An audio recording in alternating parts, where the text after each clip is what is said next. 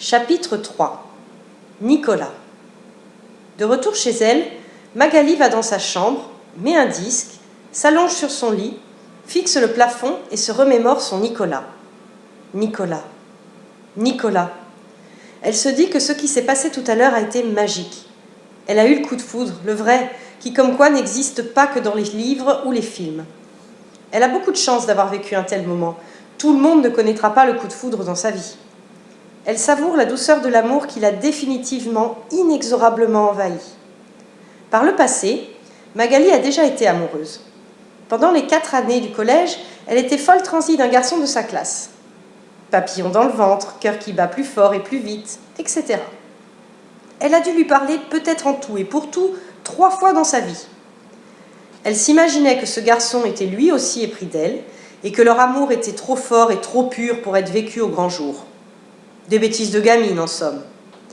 Puis l'an dernier, elle était tombée sous le charme d'un garçon de la classe supérieure qui était, selon elle, le parfait sosie de Leonardo DiCaprio, le héros de Titanic, soit LE film culte de Magali. Qu'est-ce qu'elle avait pu être pénible avec ses amis, à vouloir le suivre partout, s'asseoir à la table la plus proche de la sienne à la cantine. Et puis régulièrement, elle poussait de grands soupirs en ajoutant « Qu'est-ce que je l'aime !» Elle ne lui a jamais adressé la parole. Magali ne s'est jamais sentie assez sûre d'elle pour aborder un garçon. Alors elle se disait que l'amour c'était ça, succomber en secret, aimer pour le plaisir d'aimer, pour le bien-être que cela peut apporter à soi-même, sans chercher forcément la réciprocité ni à concrétiser. Elle pensait que l'amour de sa vie, le grand, le seul, le vrai, serait celui qui l'aimerait autant en retour et qui un jour oserait lui avouer sa flamme. Les garçons du collège et du lycée ne se sont jamais intéressés à elle, ou si oui, ne l'ont en tout cas jamais montré. En bonne paria qu'elle est, quand elle n'est pas critiquée sur tout, elle passe proprement inaperçue. Comme dénuée de tout attrait. Et elle fait avec. Pourtant, Magali est une belle jeune fille, même si elle ne le sait pas. Plutôt grande avec son 1,70 m, elle a de jolies formes harmonieuses. Belle poitrine, taille fine, hanches délicatement courbées. Son visage a encore les douces rondeurs de l'enfance, illuminé par ses yeux bleus lagons. Ces 3 horribles années d'appareil dentaire lui ont quand même fait don d'un magnifique sourire aux dents parfaitement alignées et d'un blanc éclatant. Ses cheveux blonds foncés ou châtain clair, selon comment on les perçoit, sont de toute beauté, même si elle n'arrive pas à se décider si elle les adore ou les déteste. Tant l'un que l'autre pour exactement les mêmes raisons, parce qu'ils sont épais et indisciplinés. Avant de se les couper l'an dernier, elle les portait très longs dans le dos et les laissait au naturel, en grosses boucles folles. Mais à l'école, tout le monde raillait cette crinière qui gonflait et frisotait lorsqu'il pleuvait. Maintenant, Magali les lisse au brushing et n'oublie jamais son parapluie de peur que l'humidité ne révèle à nouveau leur vraie nature. Magali n'a jamais eu de petits copains. Elle n'a jamais cherché à en avoir non plus et personne ne s'est jamais proposé. L'an dernier, elle a embrassé un garçon une fois. Elle était allée au cinéma avec une copine de la danse. Sur place, la copine en question avait retrouvé 2 amis de son lycée. Les 4 avaient regardé le film ensemble, puis s'étaient promenés dans le parc avant de rentrer chacun chez eux. À un moment, l'un des 2 garçons avait demandé à Magali s'il pouvait lui parler en privé. Comme elle avait dit oui, il l'avait emmené s'asseoir avec lui sur un banc, puis lui avait dit qu'il la trouvait très jolie et qu'il voulait l'embrasser. Magali avait été d'accord avec cette idée. Alors ils s'étaient embrassés une fois, puis le garçon lui avait tenu la main pendant toute la promenade, jusqu'à devant chez elle. Il avait voulu l'embrasser de nouveau pour lui dire au revoir, mais cette fois elle avait refusé, de peur que l'un de ses parents ne la voie par la fenêtre, ce qui aurait été le comble du gênant. Elle n'avait jamais cherché à le revoir. D'ailleurs, il ne lui plaisait absolument pas. Ni beau, ni intéressant, elle avait accepté sa proposition seulement par curiosité, pour savoir elle aussi ce que ça faisait d'embrasser un garçon. Elle en était d'ailleurs restée très déçue, ne voyant aucun intérêt à ce dégoûtant déballage de salive. Nicolas. Quelle bouleversante apparition. Magali réfléchit à son nouveau planning. Lundi, elle dînera tôt, pour faire la leçon corrigée de 19 h, qui sera donc juste avant son cours de danse, au demeurant à quelques pas de l'auto-école. Mardi, mercredi, inchangé. Jeudi, elle rentrera d'abord faire ses devoirs pour pouvoir enchaîner les cours de 18 h et 19 h. Elle ne viendra plus qu'1 heure vendredi soir et fera les 2 cours du samedi matin. En tout, 1 heure de plus que le précédent planning, ce qui devrait peut-être l'aider à baisser son nombre de fautes. Et 5 corrections par semaine avec Nicolas. il faudra négocier avec les parents pour les cours de lundi et jeudi à 19 h. Chez Magali, on mange à 19 h 30 précise. Sa mère sera du coup obligée de préparer le dîner plus tôt pour elle le lundi, et le jeudi, il leur faudra manger un peu plus tard. En plus, un parent devra venir la chercher puisqu'elle n'a pas le droit de sortir après 19 h. Elle réfléchit maintenant à comment argumenter auprès d'eux. Voilà, c'est facile. Elle leur dira la vérité, que les cours corrigés sont une révélation, qu'elle ne veut plus faire que cela, son absence de progrès étant certainement due au manque d'interactivité avec les vidéos rébarbatives. C'est exactement cela. En plus, c'est seulement une histoire de quelques semaines. Elle espère pouvoir passer son code au plus vite. Car après, il y a encore les 20 heures de conduite à faire, idéalement avant la fin de l'année scolaire, pour qu'elle puisse conduire sur le trajet des vacances d'été début juillet. Tout un programme. Au dîner, les parents prennent acte de la nouvelle organisation souhaitée par leur fille, sans discuter. Ils sont d'accord avec elle. Si elle ne fait pas de progrès, c'est que la méthode doit être changée. Son père lui dit qu'il viendra la chercher à l'auto-école les jeudis soirs. Et sa mère n'est finalement pas ennuyée de décaler d'une demi-heure le dîner. Pour les remercier, ce soir-là, Magali leur fait grâce de Radiohead ou Louise Attaque à plein volume. Elle sait trop bien à quel point ils détestent. Et même si elle ne l'avouera jamais, souvent elle le fait dans le seul but de les énerver. « Mag ! Éteins cette musique de merde ! On ne s'entend plus ici !» C'est idiot, mais cela amuse beaucoup Magali. À l'auto-école, en discutant un peu avec les autres élèves qu'elle croise régulièrement au code et qu'elle commence à connaître un peu, Magali en sait désormais un peu plus sur Nicolas. C'est le gérant de l'auto-école. Il a 28 ans. En plus d'être le patron ici, il est le moniteur de moto et donne aussi les cours de conduite avec sa collaboratrice Noémie. Celle-là, Magali l'a déjà croisée 2 ou 3 fois.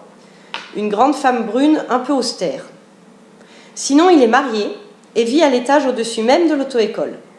L'entrée est dans le sas entre l'accueil et la salle de code. D'un côté, ce sont les toilettes, et de l'autre, il est vrai qu'il y a aussi une porte. Elle l'avait déjà remarqué. Apparemment, cette porte donne sur les escaliers qui mènent jusqu'à chez lui. Il n'a pas d'enfant avec sa femme, qui est blonde et s'appelle Florence. Florence ? Alors c'est la femme de Nicolas qui avait tant plu à Magali le jour de son inscription. C'est étrange d'ailleurs que ce soit elle qui les ait accueillis, Magali et sa mère, car en fait, elle ne travaille pas du tout dans l'auto-école de son mari. Magali se dit que Nicolas avait dû avoir un empêchement quelconque ce jour-là, et alors il a demandé à sa femme d'assurer le rendez-vous. Cette pensée la perturbe au plus haut point. Que se serait-il passé si c'est Nicolas qui avait été présent ? Magali aurait eu le coup de foudre devant sa mère ? Quelle horreur ! Et tout le monde aime bien Nicolas. Il paraît qu'il est drôle, super sympa, et que c'est un moniteur de conduite génial. Magali est contente de savoir qu'elle aime quelqu'un d'aussi apprécié. Et elle se moque qu'il soit marié. Elle ne se sent même pas concernée, car elle l'aime d'un amour inconditionnel et gratuit et n'attend rien en retour. Il ne l'a probablement même pas remarqué et ignore certainement comment elle s'appelle. Elle trouve au contraire que c'est une bonne chose que Nicolas soit marié à une femme aussi belle et charismatique que Florence, car ils se méritent bien tous les deux. Ce serait décevant s'il était avec une femme ordinaire, du genre de Noémie par exemple. À chaque correction, elle a l'impression d'être envoyée au paradis, de flotter dans un nuage de coteaux roses, ou plutôt mordorés, comme les yeux de Nicolas. Il suffit juste de l'entrevoir ou d'entendre le son de sa voix. Nicolas, sa rédemption. Cela ne fait même pas une semaine qu'elle l'a vu pour la première fois, et déjà il est devenu comme sa drogue. Elle devient fébrile à l'approche des fameux cours corrigés et en ressort extatique. Effet collatéral appréciable de ce régime intensif en cours de code, son nombre de fautes est enfin en train de diminuer.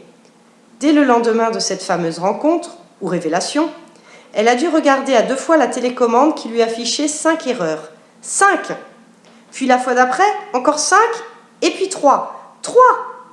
Si cela persiste dans cette bonne voie, elle va pouvoir demander à passer l'examen puis commencer à conduire. Elle n'a plus que cette idée en tête maintenant, conduire avec Nicolas, seule, dans l'environnement intime de la voiture. Pourra-t-elle se concentrer ? Et elle de repenser encore et encore à son beau Nicolas. Tout cela sera en tout cas pour très bientôt. Samedi prochain, elle aura 16 ans. Ensuite, elle demandera à passer son code. « Qu'est-ce qui te ferait plaisir de faire, ma chérie, pour ton anniversaire ?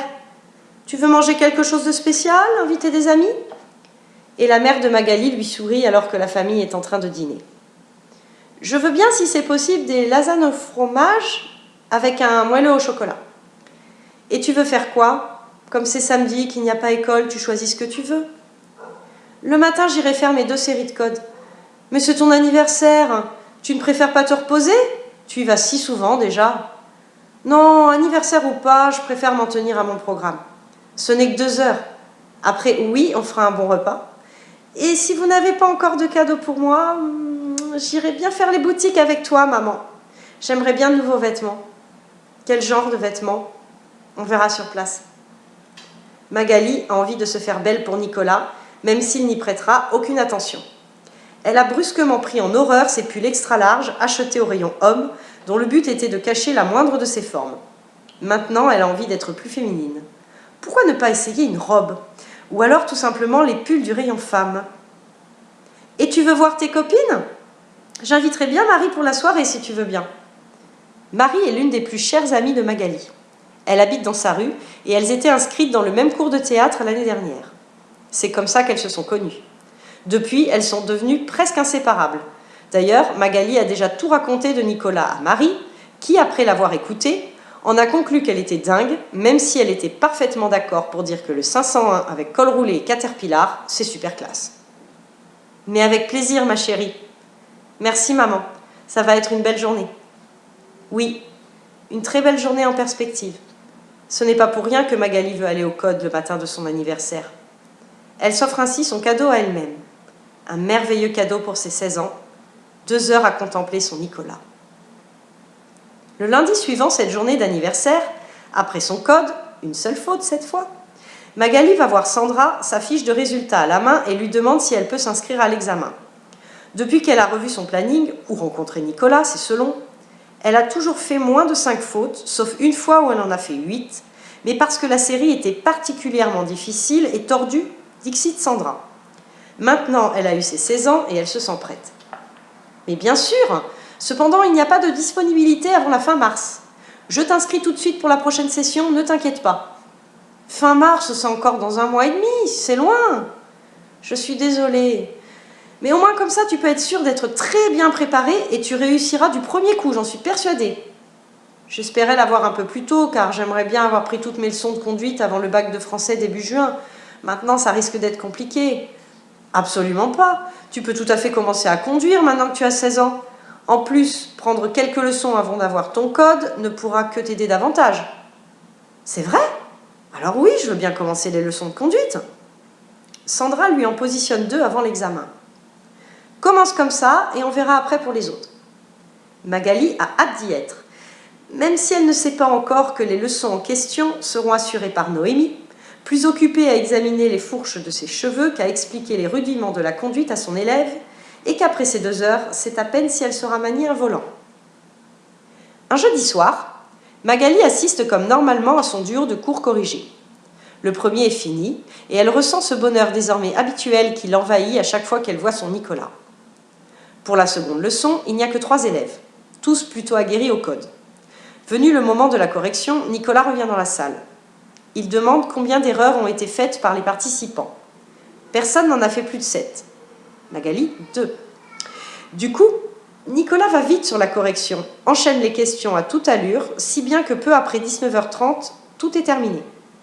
Les 2 autres élèves quittent l'auto-école. Magali prend le temps de ranger ses affaires, lentement. En effet, son père viendra la chercher, mais seulement à 20h. Elle a donc près d'une demi-heure à patienter, et cela l'ennuie un peu. Pendant ce temps, Nicolas range la vidéo de la série, remet les chaises en place, puis se dirige vers l'accueil. Magali le rejoint peu après. Dehors, il fait nuit et l'auto-école est déserte. Ils sont seuls, Nicolas et Magali.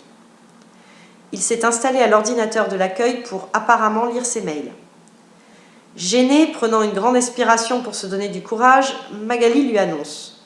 « Mon père m'a dit qu'il viendra me chercher ici à 20h. Je peux l'attendre ?»« Bien sûr, aucun problème. Assis-toi. » C'est à peine s'il l'a regardé pour lui répondre. Magali se pose sur l'une des chaises qui sont devant le bureau de l'accueil. Elle est donc assise juste en face de Nicolas et l'observe à la dérobée. Légèrement tournée de profil, elle peut admirer son bonnet bien droit. Elle remarque pour la première fois l'anneau doré à son annulaire gauche, tandis qu'il tape sur le clavier de l'ordinateur. Ni il ne lui parle, ni ne la regarde, tout concentré qu'il est sur ses occupations. Ainsi seule avec lui, Magali sent que son cœur pourrait exploser. Elle est nerveuse, car elle a peur que Nicolas se rende compte de la chose, ce qui serait vraiment la honte pour elle. Elle aimerait bien discuter avec lui, mais ne veut pas lancer la discussion. S'il ne lui parle pas, c'est qu'il n'en a pas envie, voilà tout. Alors pour se donner une contenance, elle sort de sa besace son agenda et se met à en tourner les pages. En fait, elle ne regarde même pas quel devoir elle a à faire, mais elle le feuillette au hasard, comme ça, pour retrouver les photos de stars du cinéma et chanteurs qu'elle y a collées. Elle relit en diagonale les petits mots gentils que ses amis ont écrits. Elle s'émeut devant la photo de l'équipe de France de football avec Zinedine Zidane brandissant la coupe. À côté de celle-ci, elle a elle-même dessiné un drapeau français avec le commentaire « Champion du monde ». Mais elle tient l'agenda bien baissé, posé sur ses cuisses, soit sous le niveau du bureau de l'accueil pour que Nicolas ne le voie pas. Elle a peur qu'il trouve tout cela ridicule, les photos, les petits mots, les commentaires, ce bien digne d'une gamine. Malgré tout, elle n'arrive toujours pas à se calmer. L'émotion qu'elle ressent devant lui fait trembler ses mains et elle commence à s'agiter sur sa chaise. Elle jette un coup d'œil à sa montre. 19h45. C'est tout. Du coup, elle ne se sent plus d'attendre encore un quart d'heure comme ça. Elle est beaucoup trop perturbée. Alors elle range l'agenda et d'une petite voix hésitante dit à Nicolas « Tout compte fait, je vais sortir et avancer un peu à la rencontre de mon père. Pour lui éviter de faire tout le tour du pâté de maison à cause du sens unique. » Nicolas interrompt ses affaires et cette fois lève franchement les yeux vers Magali. « Tu es sûre ? Parce que tu peux tout à fait rester ici, tu ne me déranges absolument pas. »« Oui, sûr, merci. Il ne va pas tarder de toute façon. »« Bon, comme tu veux. Bonne soirée, Magali. » Et Nicolas de se tourner à nouveau vers son écran d'ordinateur. « Bonsoir. » Magali sort de l'auto-école, fait quelques pas d'un air détaché, puis à peine le bâtiment dépassé, se met à courir dans la rue pour évacuer son émotion. Non seulement elle a eu l'impression de vivre quelque chose de très fort, un vrai moment intime avec l'objet de sa passion, mais en plus il connaît son nom. Magali s'arrête sur le trottoir juste avant l'accès en sens interdit de la rue.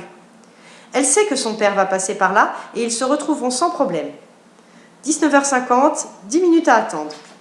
Magali sifflote, saute sur place, esquisse quelques pas de danse. Son amour la rend euphorique ce soir.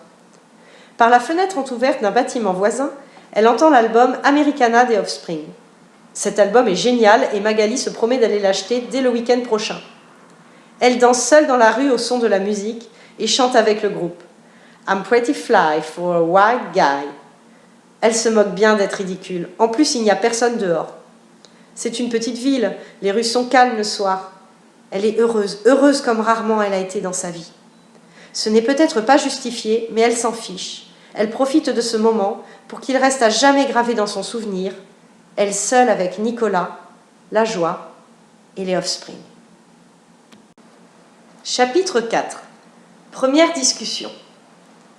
Aujourd'hui au Code, Magali a discuté avec Séverine, une très jolie jeune fille qu'elle voit régulièrement et avec qui elle s'entend bien. Séverine est bien embêtée. Elle a une leçon de conduite demain avec Nicolas et elle ne pourra pas l'honorer car elle a rendez-vous chez le médecin. Les leçons ne pouvant s'annuler moins de 24 heures à l'avance, elle devra la payer. Voilà le problème, surtout que Séverine, qui a 18 ans, paie elle-même son permis. « À quelle heure est ta leçon ?» lui demande Magali. « 17 heures.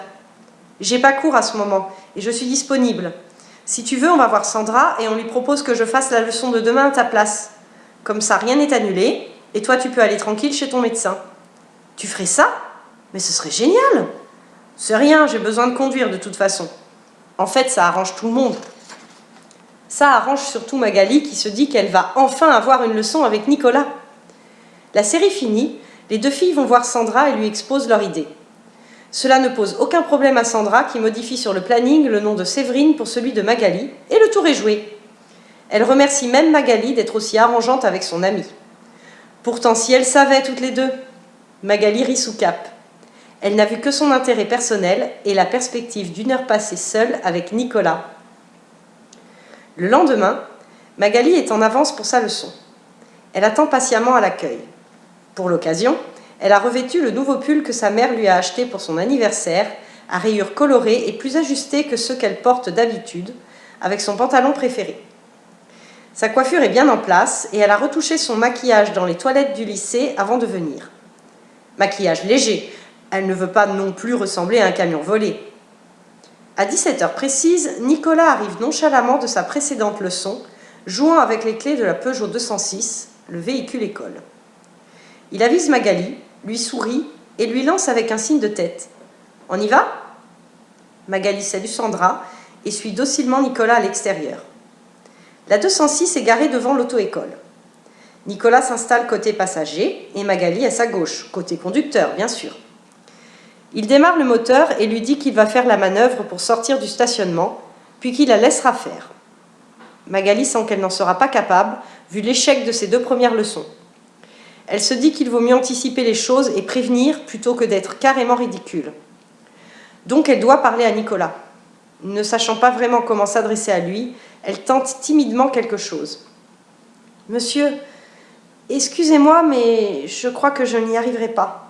Je ne sais pas encore passer les vitesses, seulement tourner le volant. Et encore. » Mais Nicolas rejette la tête en arrière et laisse éclater une cascade de rire. Quelque chose de magnifique. « Comment tu m'as appelé, monsieur ? Stop, j'ai pas 40 ans non plus. S'il te plaît, appelle-moi Nicolas et tu me tutoies. »« Oh, d'accord, pardon. » »« Pfff, monsieur. Celle-là, c'est la meilleure. » Mais il sourit, donc Magali comprend qu'elle a été plus ridicule qu'offensante. C'est malin. Elle qui voulait justement ne pas perdre la face, eh bien c'est raté. La voiture en place sur la route, Nicolas lui laisse les commandes. Et sans surprise, c'est une catastrophe. Elle ne sait rien faire. La voiture donne de grandes secousses et finalement cale. Alors Nicolas lui dit qu'il va prendre pédale et vitesse, qu'elle n'a qu'à tenir le volant, le temps de l'emmener sur le grand parking à côté du parc où elle pourra tranquillement s'exercer. Magali a un peu honte. Elle aurait bien aimé l'impressionner, là aussi c'est complètement raté. Nicolas va certainement penser qu'elle a une espèce de tare de la conduite, et s'il n'en reste pas mortifié, il risque de bien se moquer d'elle plus tard, comme ce soir au dîner, en rencontrant sa journée à Florence par exemple. Sur le parking, Nicolas lui explique comment débrayer, embrayer. Il est tellement patient et pédagogue qu'à peine 10 minutes plus tard, Magali y arrive parfaitement toute seule. Alors Nicolas lui annonce qu'ils vont rouler un peu sur la route. Débrayer, première, accélérer et embrayer. Débrayer, seconde, accélérer et embrayer. Magali se débrouille comme un chef. La voilà rassurée, elle n'a pas de tare de la conduite. D'ailleurs, cela existe-t-il ?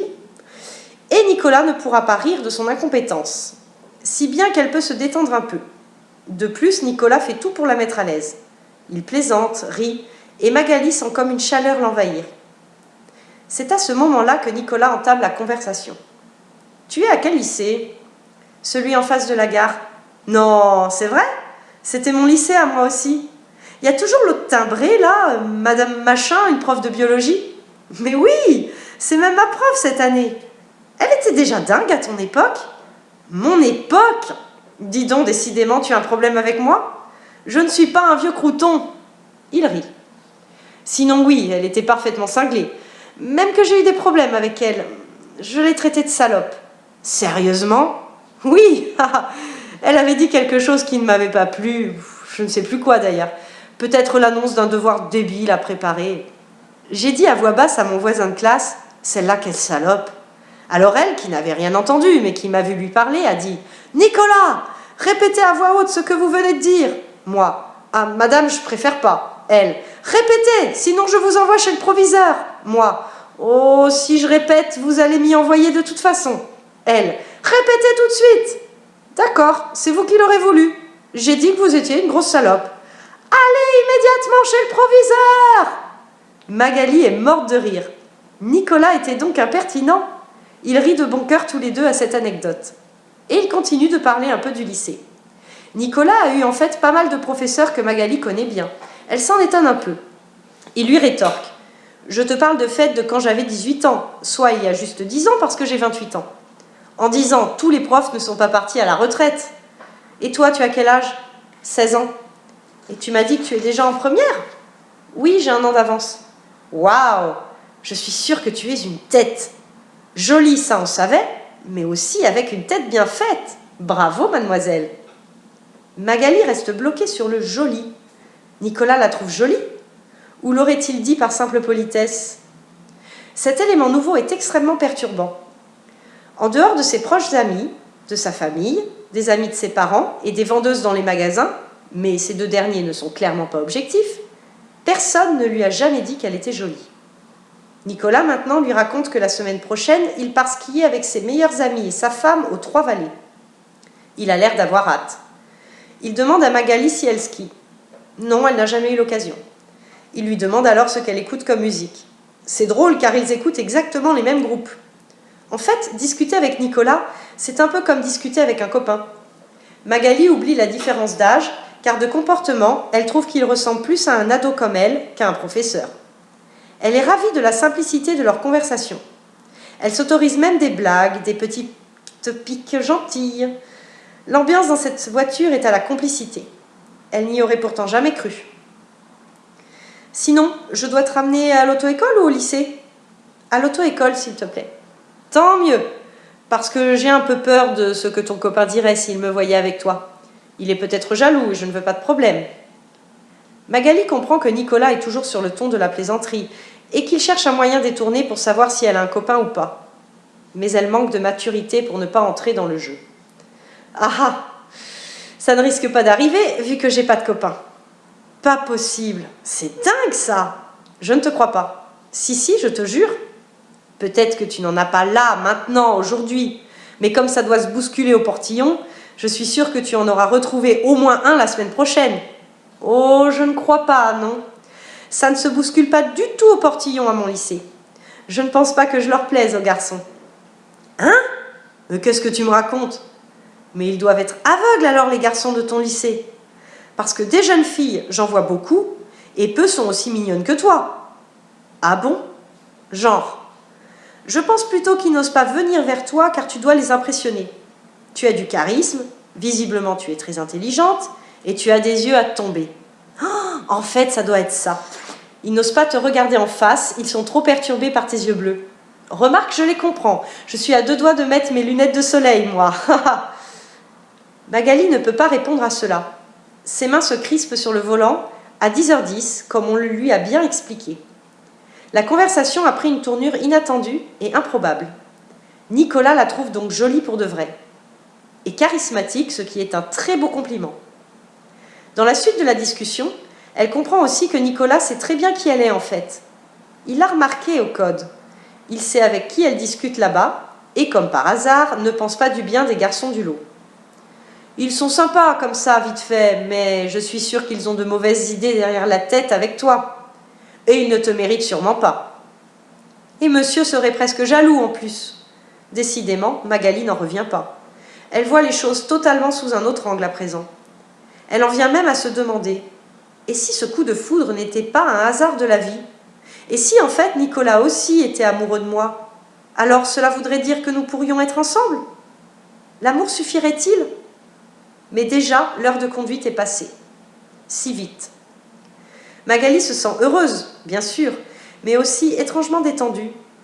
Elle ne ressent plus ce stress devenu habituel, typique de quand elle se retrouve à proximité de Nicolas. Il a vraiment su la mettre en confiance, à l'aise.